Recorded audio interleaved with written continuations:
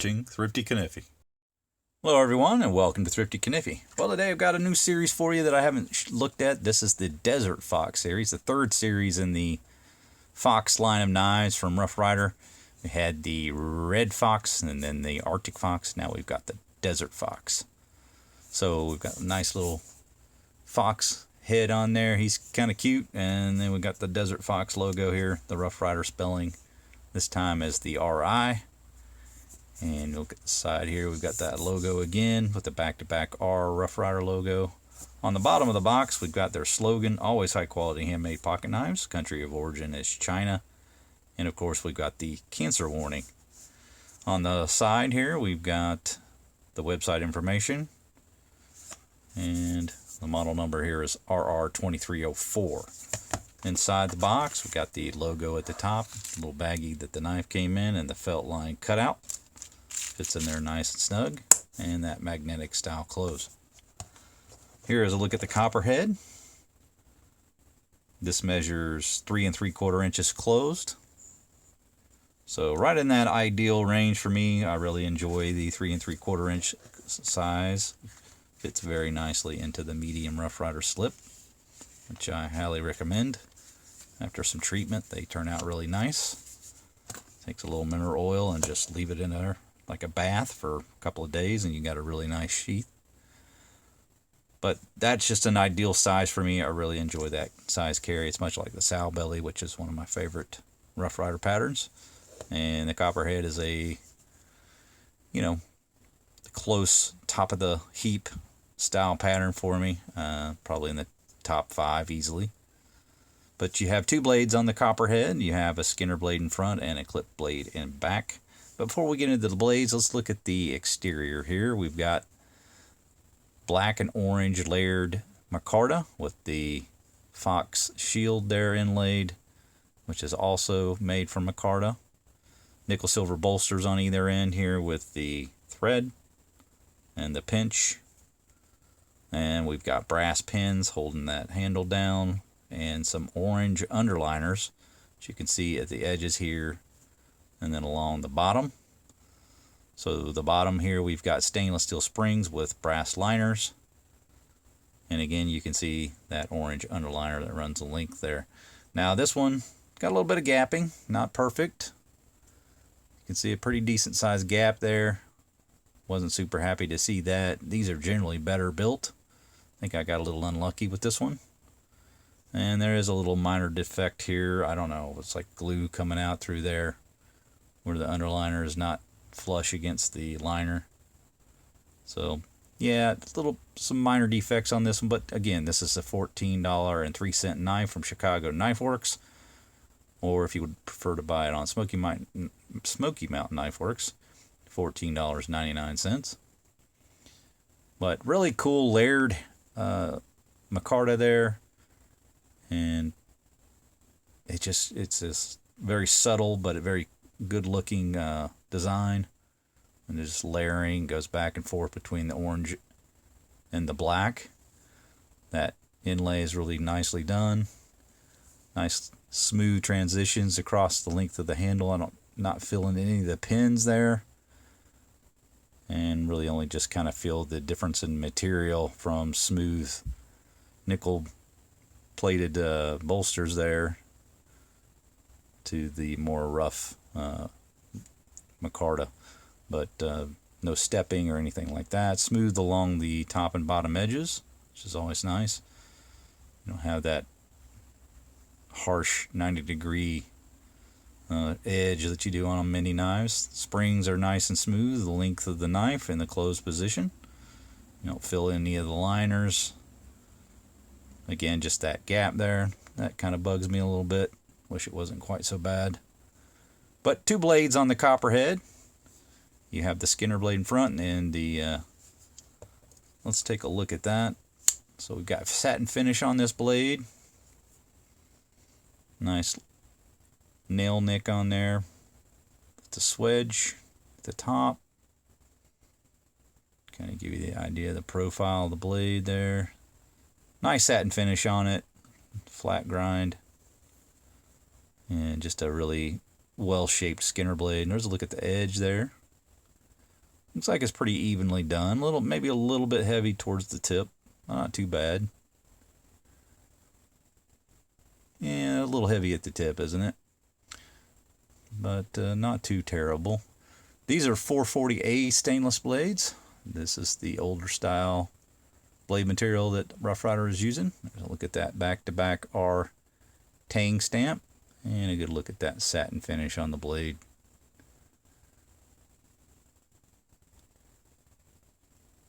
If we look at the other side of the blade, looks like they maybe didn't get quite as heavy at the tip, but it is a little heavier, so it is pretty even on both sides. So at least it's consistent. Feels very, very sharp. I'm not gonna play with that edge too much. That feels pretty darn sharp. And then on the back of this Skinner blade, we do have the model number, RR2304, and then China, and then you can see there it says 440 razor sharp steel. So it is that 440A. But really attractive blades. Got half stop. Really nice pull, as with all the Copperheads that I've ever bought. Has that perfect 7 pull, half stops.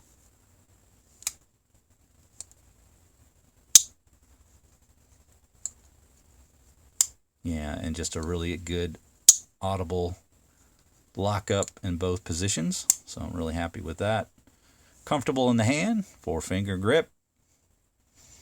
And that's not going anywhere. You could bring it up to the choil if you want to, but with that nice 7 pull, I don't think it's really even necessary. Pretty comfortable, even with that blade shape. Kind of fits between the knuckles right here. So that feels pretty comfortable, even with a firm grip. And really like, again, that shape of that blade. So let's take a measure. So the full length of the blade, including the tang, we've got about 2 3/4 inches there. And maybe just a little slightly over. Maybe call that 2 7/8. Yeah, I don't know. Right here it's 2 3/4, right to the tang. And then the cutting edge, about 2.5. So 2 3/4 inch blade with a 2.5 inch cutting edge. Again, about a 7 pull. So, all right, so let's look at the main blade. We got the clip point blade here. I think it pretty much measures the same. Yeah, 2 3/4 total length and about 2.5 inch cutting edge. So pretty much identical in terms of the length and the cutting edges of both blades. Again, really nice pull on this one. Again, I'd say about a 7 as well. And a little more of a hollow grind on this particular blade. Just a little bit there. Let's look at the cutting edge on this one. Yeah, a little thinner there at the tip on this one, so they did a little better job. See this one side, a little heavier on this side, maybe. Not perfectly symmetrical. Maybe just a touch heavier on this side. Yeah, not quite as sharp, I don't think, as that other blade, but still pretty sharp. No tang on that side, but then we do have that reverse R on the back. You'll notice that there is the match strike pull on both of these, and again the swedging. And there's a look at the profile there. Pretty nice clip point blade. They really kind of push the nail nick to the edge there. Kind of a longer nail nick than some of the other blades. But that blade grind, it looks okay. It's just a little heavy at the tip, which is pretty common, really, on many factory grinds. Again, the half stop there, so you have that on both blades. Good snap, good lockup, very comfortable in the hand, even more so than the other one. That profile of that blade sits in there a little lower, so very comfortable in the hand, very attractive. And if we look at this other side,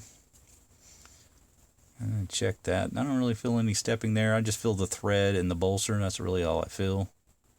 So really well done on that one side as well, and it matches quite well, just minus the shield. So they've done a really good job with this knife. And again, I've always praised the Rough Ryder Copperheads because they're typically just really high quality. They do a really good job with this particular pattern. And if you've never bought a Rough Rider before, you might introduce yourself to Rough Rider with a Copperhead, just because I feel like 9 times out of 10 you're going to get a really good quality one. Now, I got a little unlucky with mine with that gap. That generally is just not the case with these particular Copperheads, but a little unlucky there. So it's the roll of the dice sometimes with Rough Riders. Sometimes you're going to win and sometimes you're not. But this one is just a really cool looking handle material here, and the design. Really appreciate this Fox series. They've been doing a really good job with all these different foxes, and this one's pretty similar to the red Fox series, to be honest. I mean, basically just a small color change from orange to red, but this is the only one I've seen. Well, they don't have the red Fox Copperhead. They have a Barlow, a smaller Barlow, but they didn't have the Copperhead. So I went with the Desert Fox on this one. And so now you guys have had the ability to see all 3 of these series. The first of the red, or the Desert Fox that I've shown on the channel. But that's going to do it for my review, guys. Hope you enjoyed it. Make sure you like, subscribe, hit that bell to be made aware of videos when they drop. We'll see you next time. Take care.